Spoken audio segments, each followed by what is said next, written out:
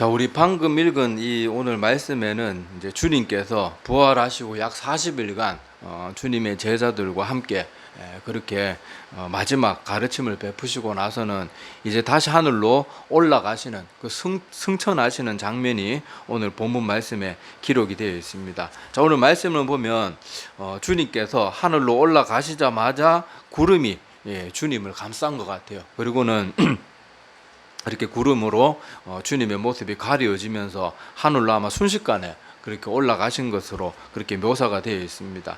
자, 이런 모습은 구름이 하나님 임재 가운데 자주 등장하는 것은 우리 구약 성경에 봐도 자주 나와요. 이 모세가 이스라엘 백성들이 이끌고 그 이집트 애굽 광야에서 그렇게 왔다 갔다 그렇게 방황하고 있을 때 그때 성막에 하나님께서 임재하시게 되면은 그 주변이 구름으로 다 가득 이렇게 덮였던 것을 우리가 구약 성경 읽다가 아마 많이 보셨을 거예요. 자, 그런 것처럼 예수님이 얼마 전까지만 해도 주님의 제자들과 같이 그렇게 얘기도 나누고 같이 식사도 하고 그랬을 거 아니에요, 그죠? 그랬다가 이제 40일이 다 지나고 이제 때가 되어서 그렇게 주님이 올라가실 때는 이런 모습으로 그렇게 다시 올라가게 되었습니다. 자, 그리고 천사로 추정되는 두 사람이 자, 그 모습을 그냥 주님이 자기들 눈앞에 뿅 하고 올라가니까 사람들이 얼마나 놀라웠겠어요. 그래서 그것을 쳐다보고 있는데 그때 이 본인 오늘 사도행전 1장 10절에 보면 흰 옷을 입은 두 사람 아마 천사가 뭐 거의 분명합니다. 자, 근데 그 사람들이 그들 곁에 서서 그들에게 말합니다. 자,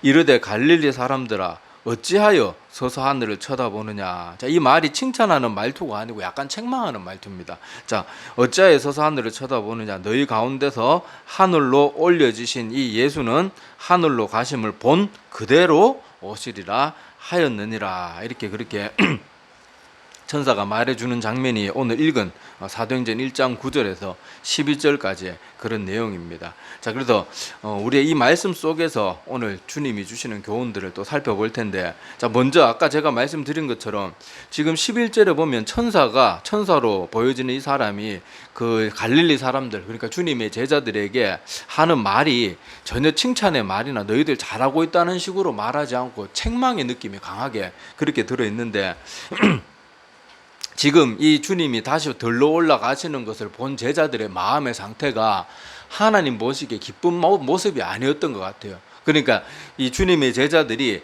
예수님이 십자가에 달려 돌아가시기 전날 밤에도 주님이 그렇게 잡혀실 때 막 그렇게 겁나가지고 잡혀가고 나니까 다 뿔뿔이 흩어지고 숨어서 막 그렇게 무서워서 벌벌 떨면서 숨어 있었잖아요. 그죠? 자, 그랬던 것처럼 예수님이 40일 동안 다시 부활하셔가지고 함께 있을 때는 좋았는데 다시 하늘로 들러 올라가시는 걸 보니까 아마 마음에 약간 허탈한 마음, 또 약간 걱정되는 마음, 그런 것들이 아마 있었던 것 같아요. 그렇지 않으면 천사들이 그들이 믿음의 마음으로 가득했다 그러면은 이런 말도 하지 않았을 것이고 다시 올 텐데 왜 걱정하냐 이런 식으로 말을 절대 안 했겠죠. 그러니까 지금 제자들이 가지고 있었던 마음은 주님이 다시 들려 올라가는 걸 보면서 뭔가 주님이 자기 곁을 다시 떠나니까 마음이 뭔가 허전하고 자기도 모르는 걱정 근심이나 이런 어두운 마음들이 찾아온 것 같아요. 자, 그래서 천사들이 제자들을 책망하면서 너희들 언제까지 그렇게 멍하게 쳐다보고만 있을 것이냐. 주님은 주님이 살아 계실 때도 너희들에게 약속하신 것처럼 다시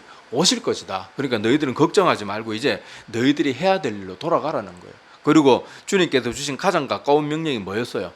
기도에 힘쓰라. 그거였잖아요. 그걸 지금 천사가 촉구하고 있는 그런 내용인데 자, 오늘 천사가 이 책망을 하면서 한 말, 이걸 잘 봐야 됩니다. 자, 오늘 천사가 말하면서 너희 가운데 하늘로 올려지신 이 예수는 하늘로 가심을 본 그대로 오시리라 한 요 말을 우리가 잘 기억하고 있어야 돼요. 잘 기억하고 있어요. 왜냐하면 자, 마가복음 13장 26절에도 뭐라고 기록되어 있는가 하면요, 그때에 인자가 구름을 타고 큰 권능과 영광으로 오는 것을 사람들이 보리라. 주님께서 살아 계실 때, 이 땅에 계실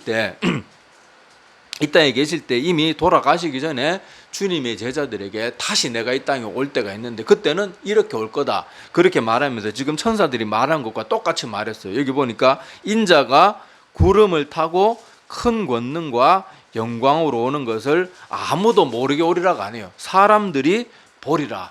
그렇게 말하면서 주님이 다시 오시는 모습에 대해서 아주 구체적으로 그렇게 언급하고 있는 것이 성경 곳곳에 여러 번 기록이 되어 있습니다. 그래서 이게 왜 중요한가 하면요, 지금 이 시대 우리 주변에도 자칭 주, 자칭 그리스도, 자칭 성령, 심지어 지가 하나님이라 그러는 사람도 있고 그렇게 스스로 자기가 그리스도라고 주장하고 하나님이라고 주장하는 사람들이 지금 우리 주변에도 얼마나 많습니까?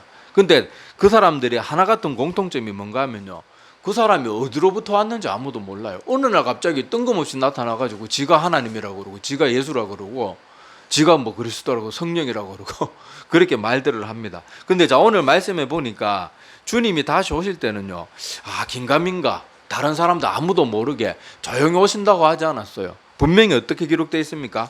자, 지금 제자들이 예수님이 올라가시는 거, 승천하시는 모습을 볼 때 어떤 모습으로 올라가셨어요? 주님이 땅에 들리자마자 구름이 주님을 가득 뒤덮었고, 그리고 그 상태로 하늘로 올라가셨으니까 다시 오실 때는 어떻게 오신다는 거예요? 구름에 가득 둘러싸여가지고 모든 하늘로부터 오는데 어떻게 사람들이 안 볼 수가 있겠어요? 모든 사람들이 볼 수 있게 분명히 그렇게 오시고, 특히 마가복음 아까 제가 읽어드렸던 13장 26절에는 아주 구체적으로 인자가 구름을 타고 그냥 오는 것도 아니에요. 큰 권능과 영광으로, 그냥 예수님이 다시 오실 때는 누가 이 사람이 맞나 틀리나 의심할 여지가 없어요. 그냥 누가 봐도 다 알 수 있게 온다고 분명히 성경이 그렇게 말하고 있습니다. 그러니까 오늘 제가 이 말씀을 왜 강조드리는가, 평소에도 제가 강조드리잖아요. 이 한 구절 말씀만 잘 알고 있어도 지금 스스로 주라고 그렇게 말하는 여러 적그리스도들, 이단들, 사이비들 우리 주변에 많잖아요. 신천지 이만희부터 시작해가지고 정명석이라든지 안상홍 죽었잖아요. 다 하나같이 자기가 뭐라 그래, 다 자기가 재림주라 그랬잖아요. 근데 걔들이 하늘로부터 온 거 본 사람 누가 있냐고요? 구름으로 쌓여가지고 영광 중에 오는 거 본 사람이 누가 있냐고요? 말할 뿐 발음도 새는 사람들이 뭐 지가 주님이라고 그러고. 그러니까 우리가 오늘 이 한 구절만 잘 알고 있어도요, 수많은 이단들을 다 걸러버릴 수 있는 거예요.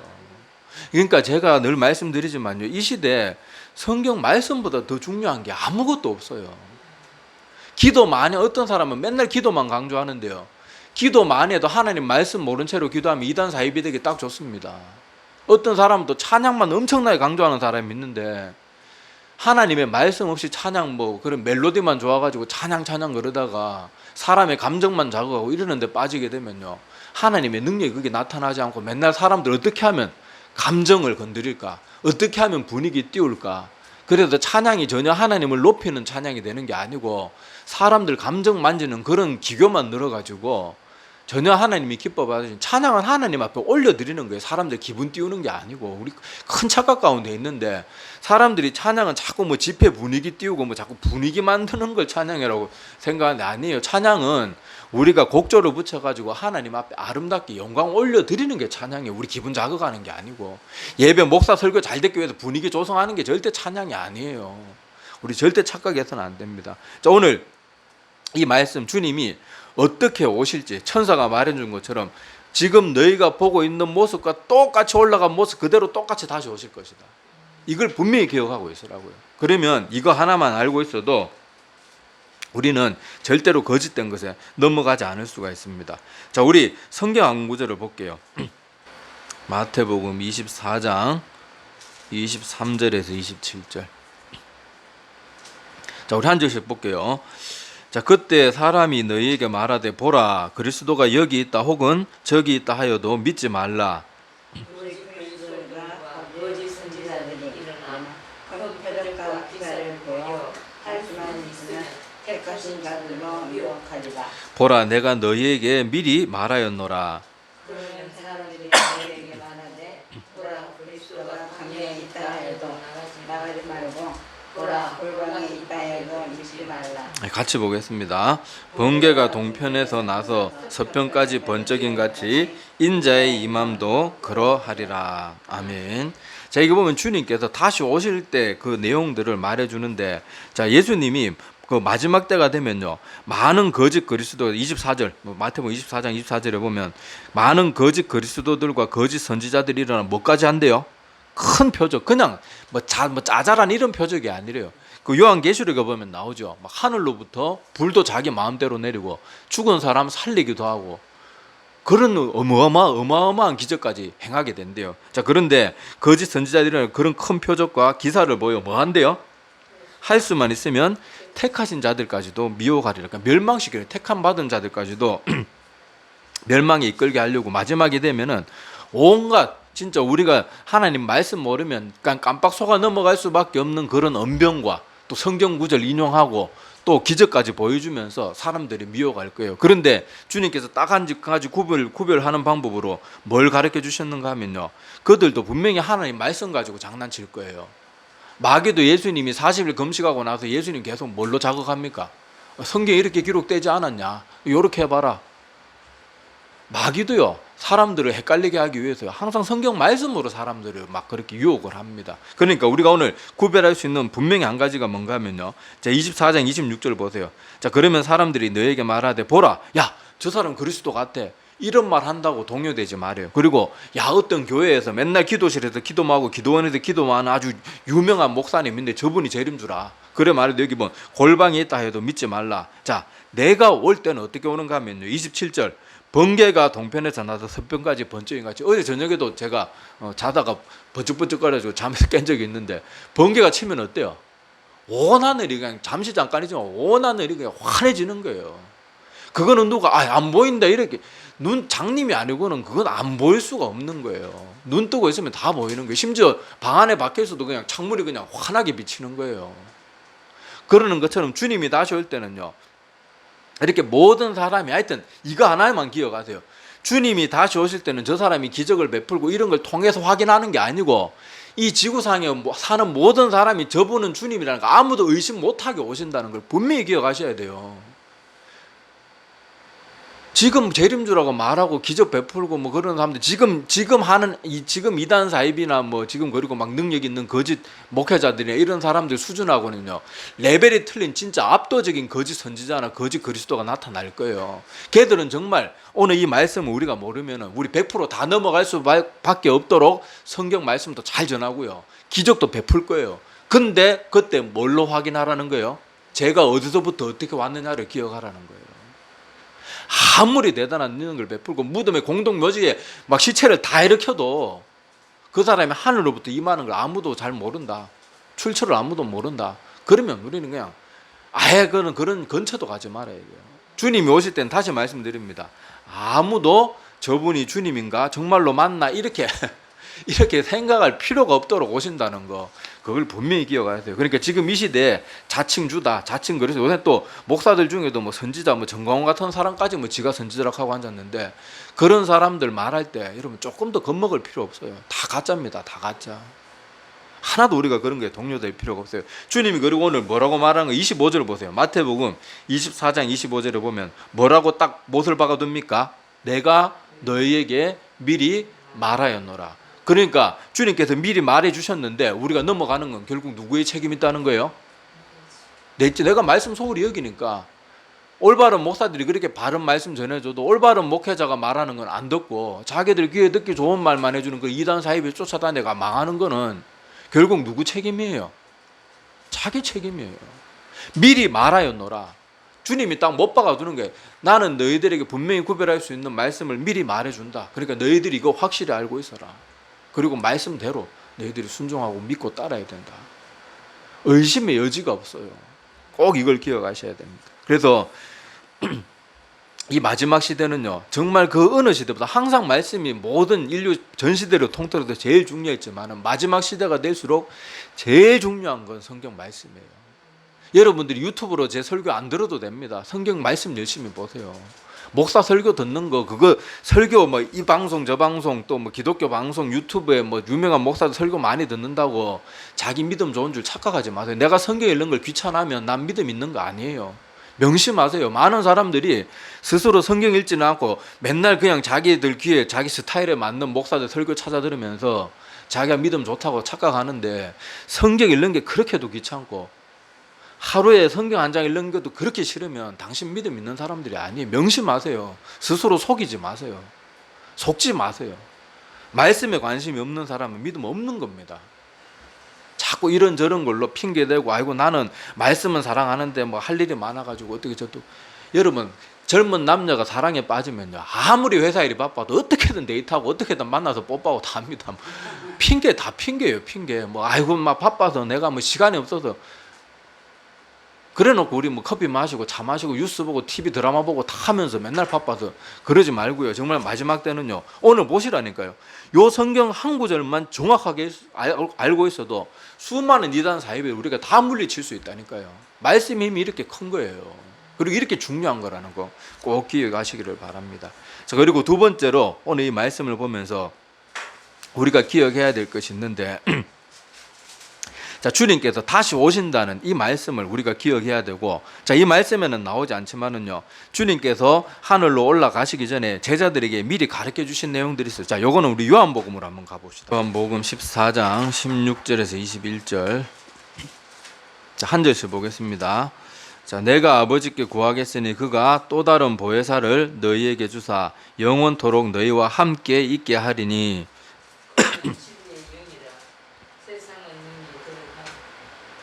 세상은 능히 그를 받지 못하나니 이는 그를 보지도 못하고 알지도 못하니라. 그러나 너희는 그를 아나니 그는 너희와 함께 거하시며 또 너희 속에 계시겠습니다. 내가 너희를 고아와 같이 버려두지 아니하고 너희에게로 오리라. 세상은 다시 나를 보지 못할 것이오되 너희는 나를 보리니 이는 내가 살아있고 너희도 살아있겠습니다. 그날에는 내가 아버지 안에 너희가 내 안에 내가 너희 안에 있는 것을 너희가 알리라. 나의 계명을 지키는 자라야 나를 사랑하는 자니 나를 사랑하는 자는 내 아버지께 사랑을 받을 것이요 나도 그를 사랑하여 그에게 나를 나타내리라. 자, 그리고 요한복음 16장 5절에서 8절 보겠습니다. 자, 두 장만 넘어가서 요한복음 16장 5절에서 8절. 자, 이것도 한 절씩 보겠습니다. 지금 내가 나를 보내신 이에게로 가는데 너희 중에 나더러 어디로 가는지 묻는 자가 없고, 도리어 내가 이 말을 보므로 너희 마음에 근심이 가득하였도다. 그러나 내가 너희에게 실상을 말하노니 내가 떠나가는 것이 너희에게 유익이라. 내가 떠나가지 아니하면 보혜사가 너희에게로 오시지 아니할 것이요 가면 내가 그를 너희에게로 보내리니. 죄에 대하여 의에 대하여 심판에 대하여 세상을 책망하시리라. 아멘. 자, 오늘 마태복음 14장 16절 이하의 내용하고 요한복음 14장 16절 이하의 내용하고 요한복음 16장 5절 이하의 내용을 보면은, 자, 예수님이 다시 하늘로 올라가셨지만은 우리를 어떻게 하신다고요? 너희를 고아와 같이 버려두지 아니한다. 이걸 꼭 기억하셔야 돼요. 지금 주님의 제자들이 천사들에게 책망받는 듯한 말을 그렇게 듣는 이유는 분명히 그 마음 가운데 예수님이 다시 자기들을 떠나가는 것을 보고 다시 불안이 엄습해왔고, 뭔가 하여튼 하나님이 보시기에 올바른 마음은 분명히 아니었다는 것만큼은 확실합니다. 그러니까 우리가 추측할 수 있는 것은 그들이 주님이 떠나가시는 것을 보면서 뭔가 다시 근심에 빠지는 그런 모습을 볼 수 있는데, 자, 우리가 기억해야 될 것은 예수님이 이 땅에 우리 인간을 위해서 죄를 대신해서 십자가에 죽어주시기 위해서 인간의 몸을 입고 오셨지만은 주님이 부활하시고도 난 다음에 오늘 읽은 말씀에 뭐라고 말합니까? 내가 올라가면 누구를 보내주신대요? 보혜사 성령. 그리고 뭐가 더 유익하대요? 오히려 내가 다시 하늘로 원래 자리로 가고 보혜사가 너희에게, 그러니까 성령 하나님이 너희 가운데 오시는 게 오히려 너희에게 더 유익하다. 분명히 주님께서 그렇게 말씀을 하고 계시는 것을 우리가 꼭 기억해야 됩니다. 그래서 주님께서 다시 승천하셨다고 해서 아이고 그동안 내가 세상에서 십자가 지고 고통 많이 겪었으니까 이제 니들은 니들끼리 알아서 해라. 나는 이제 좀 저 천국에 가서 쉴란다. 이러면서 올라가신 게 아니에요. 올라가시고 더 우리에게 유익한 성령 하나님을 보내주시기 위해서 올라가시고, 이 말씀 주님께서 돌아가시기, 그러니까 십자가에서 숨을 거두시기 전에 우리에게 주셨던 약속, 내가 너희를 고아와 같이 버려두지 아니하고 너희에게로 오리라. 성령도 보내주시지만 반드시 다시 어떻게 하세요? 재림주로 다시 오실 거예요. 그걸 우리가 꼭 기억해야 됩니다. 그래서 자, 아까 우리 읽었던 요한복음 16장 5절 이하에 보면은 주님께서 다시 이제 내가 죽음을 맞이하게 될 거다 이렇게 말해도 너희들 중에 어디로 가는 자 묻는 자도 없고 너희들이 내가 이 말하니까 너희들 마음에 근심만 가득하는데 그럴 필요 없다는 거예요. 그러면서 뭐라 그래요? 16장 7절에 내가 떠나가는 것이 너에게 유익이라 그렇게 말하면서 약속하신 성령이 오시는 것이 너에게 훨씬 더 유익한 일이라는 것을 그렇게 설명해 주시는 주님의 모습을 우리가 볼 수가 있습니다. 자, 그래서 우리가 이 주님께서 다시 오신다는 것, 그리고 다시 오시긴 그동안에는 성령 하나님이 우리와 함께 하신다는 것, 이걸 절대로 잊어서는 안 돼요. 우리는 막 각계 전투로 이 땅에서 이제 예수님은 다 온데간데 없고 그냥 믿음의 전투를 혼자서 치르는 게 아니에요. 성령 하나님이 우리와 함께 하십니다. 그 증거가 어디 있는가 하면요, 우리에게서도 찾아볼 수 있고, 먼저 제자들의 모습을 한번 봅시다. 자, 제자들은 주님이 이 땅에 살아계실 때 3년 동안 그 가르침을 받고 죽은 자를 일으키는 기적도 몇 번이나 보고도 주님이 잡혀가실 때 다 뿔뿔이 도망가고 흩어졌어요. 그리고 40일간 다시 부활하신 주님이 40일간 그들과 함께 하심을 보고도 다시 하늘로 올라가시니까 천사들에게 책망받을 듯한 그런 마음의 상태, 구체적으로 어떤 마음이었는지는 안 적혀있지만 분명히 하나님이 기뻐하시는 마음은 아니었다는 건 너무도 분명한 거예요. 천사마저도 책망하고 있으니까. 자, 그러니까 이런 것들을 보면은, 자, 성령이 오시기 전까지는요, 주님이 그렇게 가까이 하고 친히 하나님이신 그분이 말씀을 베풀어도 좀처럼 그걸 마음에 새기지를 못해요. 그런데 이 사람들, 주님의 제자들이 그렇게 주님 버리고 도망했고 겁쟁이처럼 배반하고 막 3번이나 부인하기도 하고 도마는 뭐 손가락 넣어봐야지 믿겠다 뭐 그런 말도 하고 그랬던 이들이 기도에 힘쓰다가 오순절 성령 강림을 받고 나서는 어떻게 돼요? 죽음의 자리까지도 마다하지 않잖아요. 그 겁쟁이고 비겁하고 그랬던 연약했던 사람들이 완전히 새로운 사람으로 바뀌는 거예요. 그리고 우리의 예도 봅시다. 우리도요, 사람들이 예수님을 정말로 바르게 참되게 믿고 나면요, 술, 담배 좋아하던 사람이 저절로 끊어집니다. 근데 그 사람들이 예수 믿기 전에는요, 술, 담배 끊으라 그러면 아이고 내가 마음만 먹으면 언제든지 끊을 수 있으면 말만 그렇지 마음만 먹는다고 끊어지는 게 별거 아닌 것 같은데 그게 끊어지지 않거든요. 사람 좀처럼 힘들거든요. 그런데 우리가 하나님의 은혜 받으면요, 너 끊어라, 너 끊어야 된다, 누가 강조하지 않아도 그냥 저절로 그냥 막 술 생각이 나는 게 아니고요, 오히려 내가 옛날에 뼈 빠지게 돈 벌어가지고 식구들한테 통닭 한 마리나 사주는 게 차라리 나았을 텐데 아이고 그 술집 가서 돈은 몇십만 원 몇백만 원씩 쓰면 내가 왜 그랬을까. 오히려 그때 자신의 모습이 한심하게 느껴져요. 이거는 누가 하는 거예요? 내가 하는 게 아니에요. 내가 하나님을 믿기 전에는, 온전히 참된 믿음으로 거듭나기 전에는 술, 담배 하나도 줄이는 것도 제대로 못하는 거예요. 사람들 커피 몸에 안 좋다 못 좋다 그러는데도 커피 하나도 못 끊잖아요. 사람들이 아무것도 아닌데. 그런데 성령님이 우리 가운데 오시면요, 내가 그냥 힘쓰지 않아도 저절로 막 되게 되는 거예요. 교회를 하면서 다른 사람들에게 상처 주고 다른 사람들에게 그렇게 하는 사람들 보면 다 성령 충만함으로 일하는 게 아니고 자기 이름 내려고 자기 힘으로 막 억지로 하다가 보니까 자기도 힘들고 자기도 일하다 힘드니까 짜증이 나고, 그러니까 다른 사람들한테 자꾸 상처되는 소리하고 막 날카로운 말이 팍팍 튀어나가는 거예요. 근데 성령님의 인도하심을 통해서 일하는 사람들은요, 산더미 같은 일이 있어도요, 성령 충만한 몇 명이 모이면 묵묵하게 그 일 찬송 부르면서 웃으면서 다 감당합니다. 그리고 희한한 막 지혜들이 생겨요. 평소 뭐 그런 일머리가 있는 사람들이 아닌데도 성령 충만한 사람들이 기도하면서 모이면요, 와 이거 우리가 어떻게 다 감당할까, 이거 일주일 걸려도 다 못할 것 같은데요, 이상하게 그렇게 되는 일들 아마 경험해 보신, 교회 일 열심히 막 성령 충만할 때 일해 보신 분들 아마 그런 경험들 해보신 분들이 있을 거예요.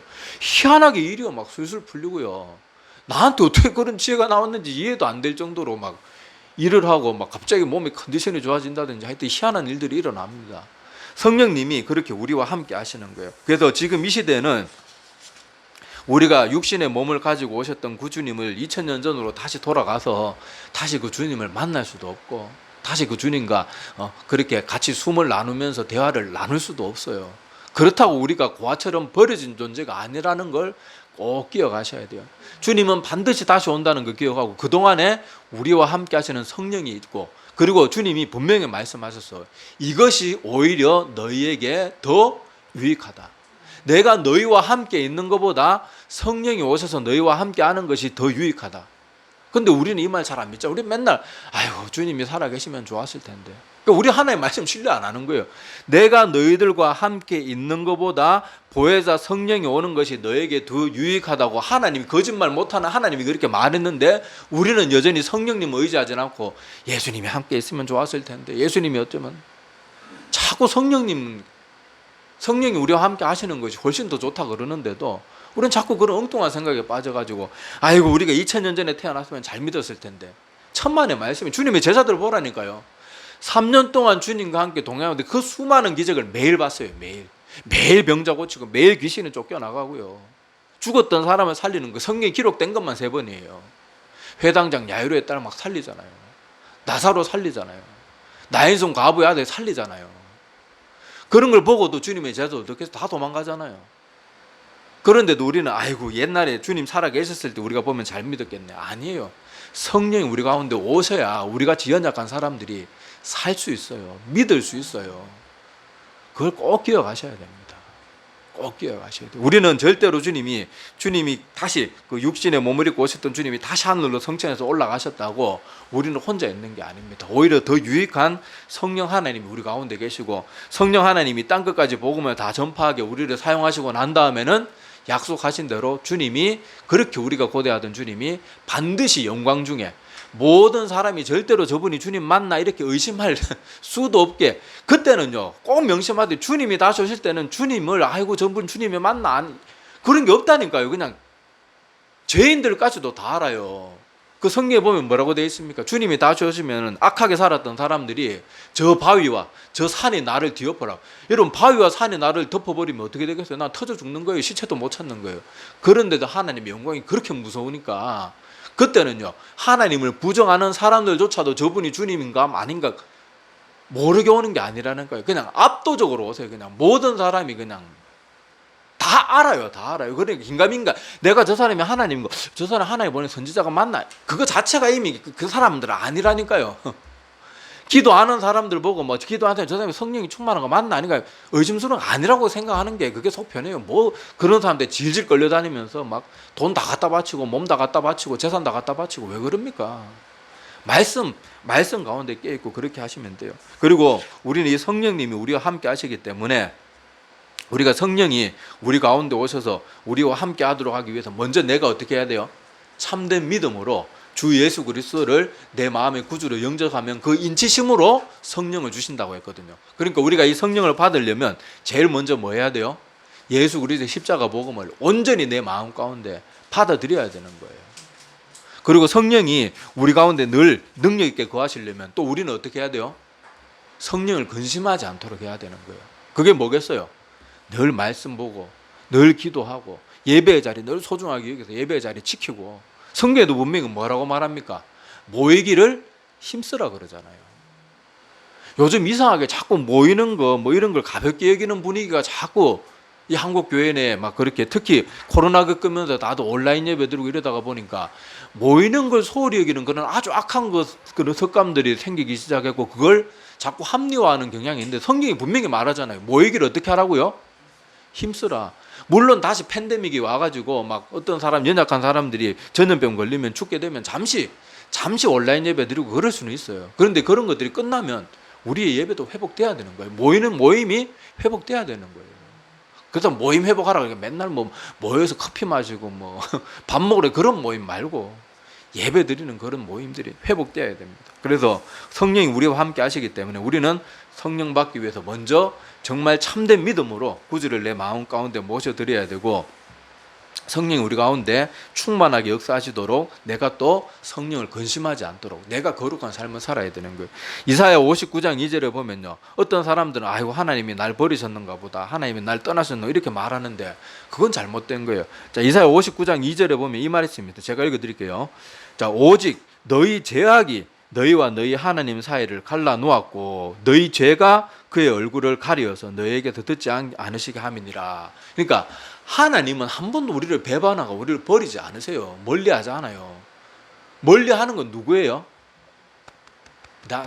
내 죄예요. 내 죄. 내 죄가 하나님과 우리를 멀리하게 하는 거지 하나님이 우리를 멀리하는 게 아니라니까요. 그러니까 하나님이 날 떠나신 것 같다. 아이고 내가 요새 공허하다. 아이고 성령님이 나와 함께 안 하시는 것 같다. 그러면 하나님 원망할 게 아니고요. 자기 자신을 가만히 들여다봐야 됩니다. 그럼 분명히 깨달아지는 무슨 죄가 있든지 교만이 있든지 시기 질투가 있든지 분명히 뭐가 있어요. 하나님은요, 우리를 생각해 보세요. 하나님은 우리가 아직 죄인 되었을 때 자기 하나뿐인 아들의 십자가에 내어주심으로 자기의 사랑을 확정해서 보여주시고 증명해 주셨어요. 우리가 아직 죄인인데 잘한 게 없는데 그래 놓고는 우리가 맨날 하나님 원망하고 아유 하나님 나 안 사랑하는 것 같아. 다른 사람한테는 저렇게 복 주고 나는 미워하는 것 같아. 그 마음 가운데 하나님 섭섭한 마음 그걸 가지기 전에 나 자신을 먼저 들여다보라니까요. 성경 말씀 묵상하면서 내가 하나님 말씀대로 살지 못하고 있는 게 뭐 그럼 분명히 뭔가 걸리는 게 있을 거예요. 하나님 우리를 멀리하는 게 절대로 아니라는 거 꼭 기억하시기를 바랍니다. 자, 오늘 말씀을 정리하자 그러면 주님이 다시 오시는 모습을 꼭 기억해야 됩니다. 올라가셨던 모습 그대로 오실 거예요. 그리고 주님이 다시 오실 때는 아무도 의심하지 않도록 모든 사람, 심지어 주님을 대적하는, 주님을 미워하고 성경에 대한 지식이 하나도 없는 사람들까지도 저분은 주님이라고 알도록 오실 거니까 걱정하지 말고 스스로 자칭 주라, 뭐 자칭 그리스도 이런 사람한테는 아예 다 가짜니까 그냥 아예 그런 것들은 무시하시기 바랍니다. 그러니까 우리 성경 한 절 잘 알고 있는 것이 우리에게 얼마나 큰 힘이 되고 내 영혼을 지키는 얼마나 큰 힘이 되는지 파워를 느껴보라니까요. 그리고 우리 어떻게 해야 되겠어요? 말씀 가운데 젖어 살아야 되는 거예요. 자꾸 설교 방송 듣는 게 그 시간에 성경 좀 제발 읽으세요. 제 유튜브 안 봐도 돼요. 제발 그 시간에 성경 좀 읽으세요. 성경. 아니 성경 읽는 게 왜 그렇게 싫습니까? 나 그게 아니 설교는요 하루 종일 막 유튜브 틀어놓고 뭐 기독교 방송 하루 종일 들으면서 성경 하루 한 장씩만 읽고 사실 한 장도 그런 식으로 성경 읽으면 안 돼요. 하루 한 장이 뭡니까? 쪽팔리게. 아니 예수님이 나의 주님이라고 말하는 사람인데 하루에 쪽팔리고 하루에 한 장 읽어놓고는 뭐 아이고 나 성경에 있습니다. 얼마나 부끄러운 모습이에요. 그렇게 했지만 저는 원래는요 성경을 막 가급적 막 너무 분량이 많은 성경 아니면 막 한 권씩 읽어 나갑니다.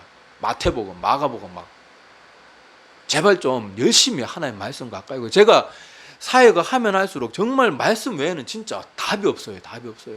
기도도 찬양도 우리의 모든 신앙의 행위도 말씀에서 기반되지 않으면 우리 다 엇나가고 다 내 사자 사역 때문에 하고 다 내 욕심 따라가고요. 날 드러내기 위해서 뭘 하게 되고요. 목사들이 설교하면서도 말씀 가운데 서지 않으면 자기 드러내기 위해서 말씀 전해요. 그러니까 말씀이 기반되지 않으면 정말로 두려운 일이 생기니까 말씀 가운데 꼭 우리가 바로 서기를 바랍니다. 그리고 주님은 다시 하늘로 올라가셨지만 우리를 버려두신 게 아니고 성령 하나님을 보내주셔가지고 오히려 주님이 우리와 함께 계실 때보다 더 유익하다고 하나님이신 그분이 직접 말씀하셨어요. 그러니까 우리는 주님 지금 못 본다고 한탄할 게 아니고 우리와 더 유익하게 함께 하시는 그 성령님을 의지해서 우리가 신앙생활을 바르게 하고 더 능력 있게 하도록 내 죄가 하나님과 자꾸 멀어지도록 갈라놓지 않도록 더 하나님 붙들고 더 하나님 말씀대로 바르게 살려고 애를 쓰고 그래서 늘 성령 충만하고 주님과 동행하는 삶을 사는 에녹과 같은 그런 우리들이 다 되기를 간절히 소망합니다. 기도드리겠습니다.